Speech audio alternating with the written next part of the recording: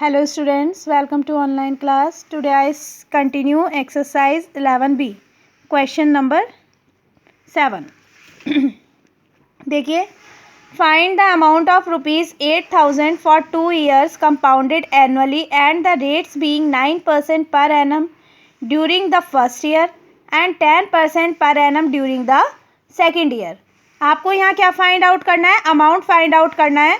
8,000 principal दिया हुआ है, 2 ईयर्स टाइम दिया हुआ है और यहाँ क्या कह रहे हैं कि फर्स्ट ईयर के लिए रेट आपका 9% है एंड द सेकेंड ईयर के लिए रेट क्या है 10%. जब रेट अलग अलग दिया हो उस कंडीशन में हम अपने फॉर्मूले को देखिए किस तरीके से कन्वर्ट करते हैं. फॉर्मूला वही रहेगा, amount is equals to principal 1 + r/100. लेकिन यहाँ पे क्योंकि 2 ईयर्स है और रेट दोनों साल का अलग अलग है तो दोबारा से 1 + r/100. एक बार रेट 9 रखेंगे और एक बार रेट 10 रखेंगे, यानी जो पहला रेट है वो पहले बार, जो दूसरा रेट है वो सेकेंड टाइम. अब इसे कैलकुलेट कर सकते हैं. 8,000 ऐसे ही आ गया, ये आ जाएगा एलसीएम लेके 109/100 और ये आ जाएगा 110/100. कैलकुलेट करिए तो आंसर आ जाएगा ₹9,592. तो अमाउंट हो गया हमारा 9,592. अलग अलग रेट्स की कंडीशन में दो बार हो, दो बार फॉर्मूला दो बार लग जाता है ये ब्रैकेट के अंदर. और यदि 3 टाइम्स हो और तीनों टाइम का रेट अलग अलग दिया हो तो 3 टाइम्स लग जाता है. क्लियर है? नेक्स्ट देखिए, Subhalakshmi took a loan of ₹18,000 from Surya finance to purchase a TV set. Subhalakshmi ने लोन लिया क्या कहते हैं टीवी सेट के लिए. कितना? 18,000 rupees. If the company charges compound interest at 12% per annum during the first year and 12.2% per annum during the second year, then how much will she pay to after 2 years. 2 साल बाद वो कितना पे करेगा. तो बिल्कुल जैसे अभी पिछला क्वेश्चन कराया मैंने वही होगा. यहाँ रेट क्योंकि एक बार 12/1/2 है तो इसे 25/2% कर लेंगे. तो amount is equals to principal 1 + r/100 and 1 + r/2/100. पहली बार r1 और दूसरी बार r2. तो 12/100 आ गया. यहाँ 25/2 इंटू 100 तो ये 200 हो गया. एलसीएम 200 से निकालेंगे. 200 × 200 + 25 225/200. देन कैलकुलेट कर लीजिए, आंसर आ जाएगा आपका 22,680 rupees. Then she pay ₹22,680 after 2 years. Next देखिए, Neha borrowed ₹24,000 from the SBI to buy a scooter. Neha ने 24,000 रुपीज़ SBI से लिया स्कूटर खरीदने के लिए.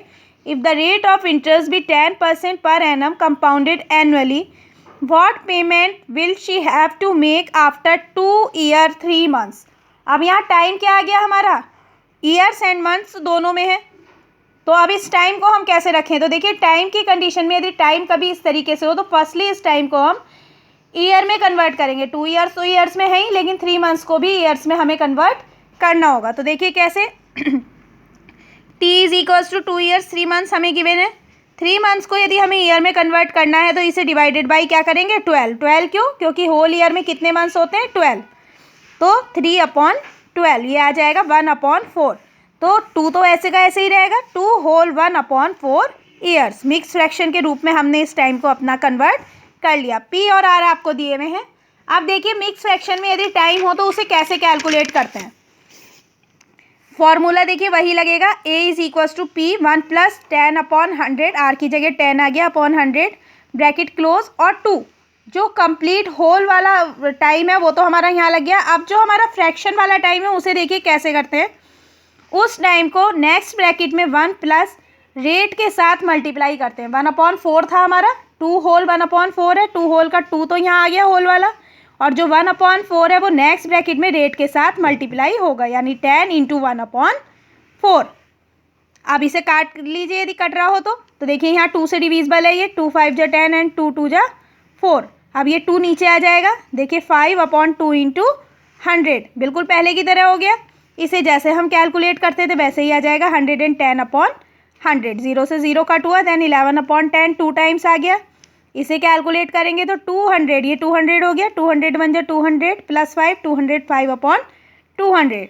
Then calculate it. Answer comes 29,766 rupees. समझ में आया ये कैसे, यदि टाइम हमारा मंथ्स में दिया हो तो किस तरीके से हम इसे कन्वर्ट करेंगे, मिक्स फ्रैक्शन में कन्वर्ट करके सेकंड ब्रैकेट में आर के साथ उसे मल्टीप्लाई करेंगे। नेक्स्ट क्वेश्चन देखिए, अभय borrowed ₹16,000 eight 7 whole 1/2% per annum simple interest. अभय ने 16,000 रुपीज़ 7 होल 1/2% रेट से जो है सिंपल इंटरेस्ट पर लिए। ऑन द सेम डे ही lent it to Gurmeet at the same rate but compounded annually. ठीक है, उसी दिन उसने गुरमीत को ये अमाउंट जो है 16,000 उसी रेट पर क्या करा, कंपाउंड इंटरेस्ट पे दे दिया। सिंपल इंटरेस्ट पे लिया और कंपाउंड पे दे दिया। Then what does he gain at the end of 2 years. तो टाइम पता चल गया, इसके लिए भी 2 ईयर्स रखना है और इसके लिए भी 2 ईयर्स। तो एक बार हम इसमें SI निकालेंगे और एक बार CI। तो देखिए पहले मैंने लिख लिया P, R और T। अमाउंट का फॉर्मूला लगाएंगे। पहले CI निकालने के लिए A ब्रैकेट 1 + R/100 की पावर n, P की जगह P की वैल्यू रखी, R की जगह R की और n की जगह 2 ईयर्स।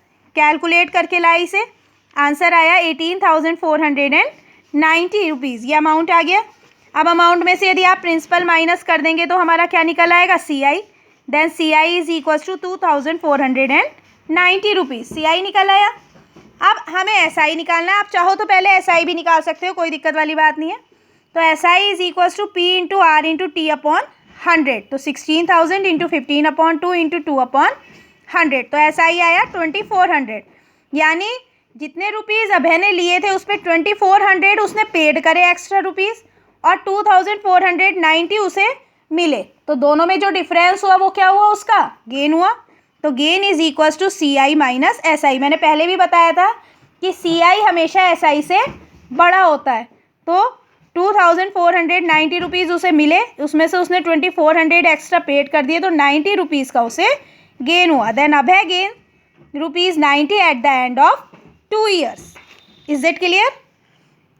नेक्स्ट क्वेश्चन देखिए, the simple interest on a sum of money for 2 years at 8% per annum is 2,400।